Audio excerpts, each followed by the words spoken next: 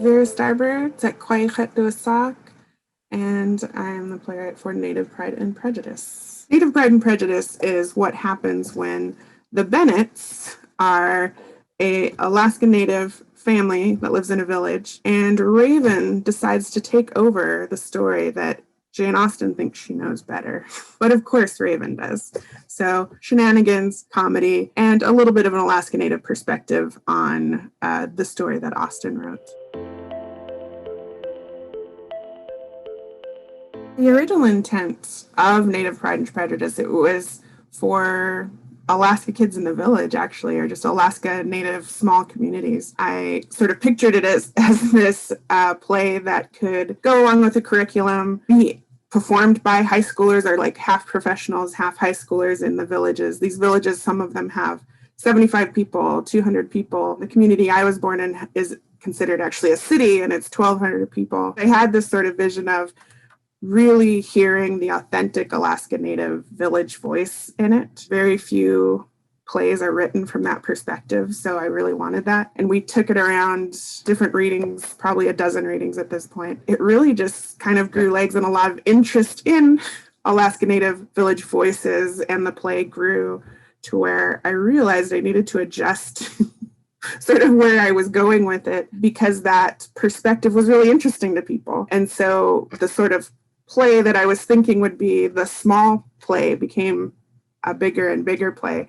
And now it's sort of being presented as, here's a look at Alaska Native people, Alaska Native villages, Alaska Native problems, the funny things that happen in the villages. It's kind of a fun, growing, moving target with it, but it's sort of fun realizing that with everyone who gets involved in all the sort of audiences, what they get interested in, and starting to kind of write for that even. I don't know that a lot of theaters realize how many resources, including human resources, are actually available in their own communities. The play itself was written to adjust to certain communities. So it's sort of this Pan-Alaskan family who, in the initial idea of the play, it could be done anywhere in Alaska and be adjusted. There's going to be a glossary with it to adjust for that community, so that for wherever it is, there's a little bit of that community written in, and then going for the Native people in that community. But at the same time, knowing in our very small Alaska, or a very small Native theater sort of world, there's so many resources and people who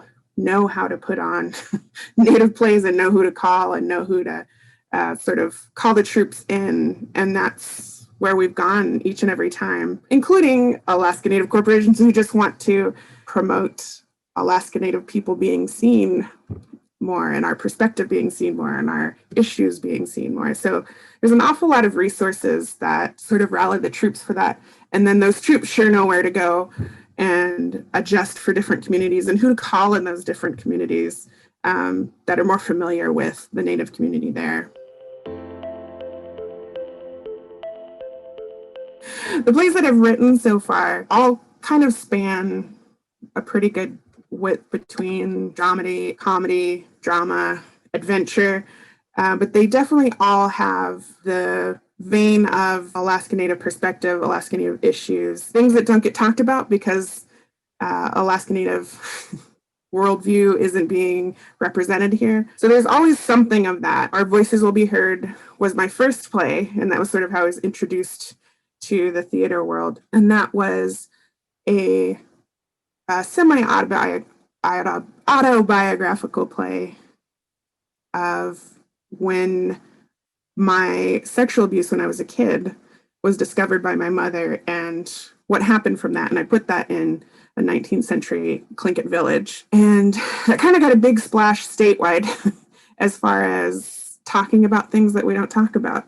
And that's what I do like to do with the plays. And sometimes that's in funny ways, sometimes that's in incredibly serious ways, which that one was. The last one that was produced on stage was Devilfish, which was sort of this big epic adventure coming of age journey and the beginning of the Tlingit people. It was sort of a theory of how 10,000 years ago we started here in Alaska. It can go sort of many ways, but there always kind of has that vein of Alaska Native issues, that perspective, what we care about, what we, have to give to the world. We have so many things to give to the world. And what I'm working on now is actually another adaptation, Tlingit Christmas Carol. I love adaptations. I love new takes on things. And I love not just straight adaptations, but if you're going to do an adaptation, why not really get the perspective of that culture coming through? So like in Native Pride and Prejudice, it's a truly Alaska Native perspective on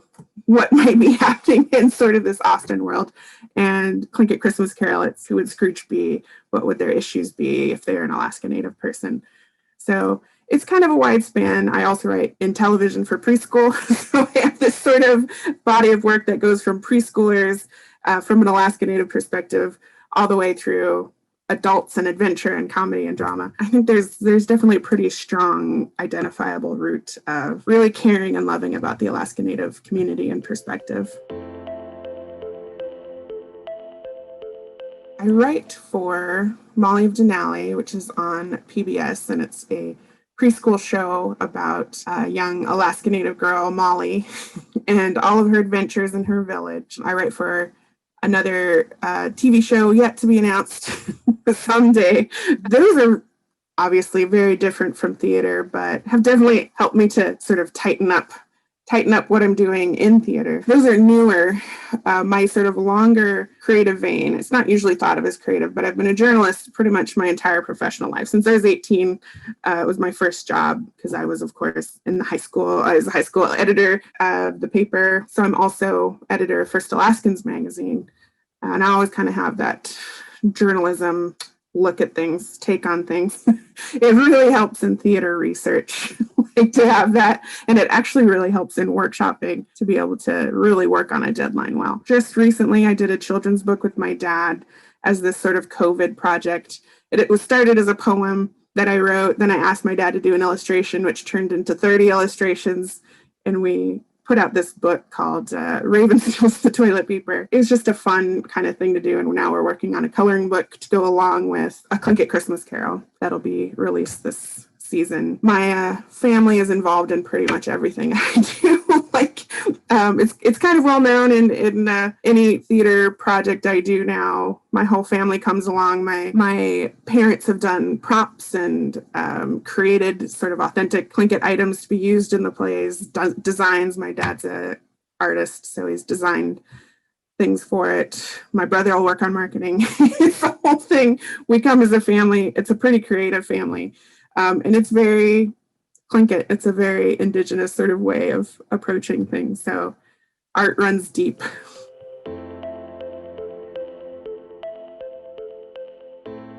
I love that question. So I definitely tend to think an awful lot about what people think when they leave the play. So I hope they think about new things they've learned, new ways of looking at old stories. An awful lot of people haven't even heard of most Alaska Native groups. So I hope they see our issues in a different way. But I hope they really just feel good. Like, to me, this is a feel good sort of fun story. It does tackle some issues. It tackles some of those issues that you don't usually talk about in Native communities. It's sort of known, but we don't talk about it. But for the most part, I want you to feel proud if you're Native coming out of it, proud to be Native, proud to have these kind of issues to wrestle with and sophisticated look at the world. And if you're not Native, I hope you feel really warm and fuzzy about our cultures. I hope you feel like we're pretty cool. We're a pretty unique bunch, and I think our sense of humor is absolutely top of the world, best in the world. And I've just been waiting to showcase that to people, so I hope you feel really good about what you've just seen. I think everything I do does have a small or large call to action, and usually many in there. It's sort of choose your own adventure of what you would like your action to be. But I think the sort of bigger one I'd love to see come from Native Pride and Prejudice is just to look deeper into Native issues. A lot of these things that are sort of wrestled with in Native communities, a lot of non-Native people don't even know they exist. These are things that define our entire lives. Blood quantum is something I've lived with my entire life, and I make decisions based off of daily. And so many non-Native people don't even know it exists. It's a whole thing that I have a card in my wallet that tells me how much blood quantum I have. So these are kind of things that have a big impact on us that aren't considered, and that can have a real impact on Native people. If you don't know these issues exist, you're not going to advocate for them. You're not going to care if elected people do anything about them. You're not going to consider that when you comment and say things to Native people. So overall, I'd love if people just realize there's a whole sophisticated world that people don't even know about that we just live our daily lives in. So yeah, I'd love to just get people interested.